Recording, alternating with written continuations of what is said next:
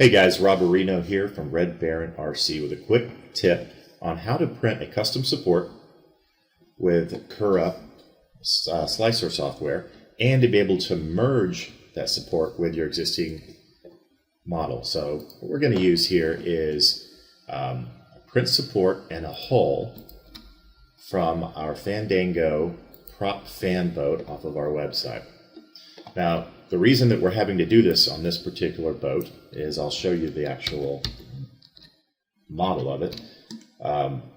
This has a tapered back transom, and I want this to be able to print perfectly straight on the build plate from the back stern so that I've got stability throughout that entire big print. So we created that. Also, when the hull is printed, this right here is running straight across, and it needs to have support from that printer so that this prints correctly. So here we are, we have both parts imported. The way we do that, fairly simply, just touch on the support, the one you want to print as a support, come over here to your side tab and use this icon and click Print as Support right here. So now that's going to be printed as support material, but we're not done. How on earth do you line these up? It's actually quite simple. I'm going to select this one, and I'm going to select support, and I'm going to right click and say merge models.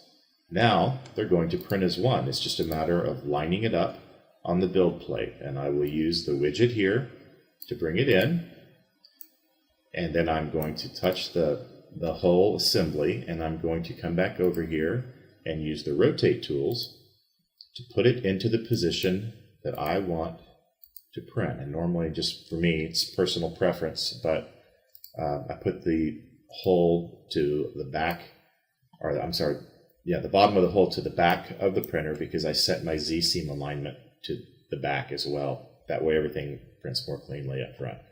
That's easy. If you like this tip, please like and subscribe, and we'll be making more.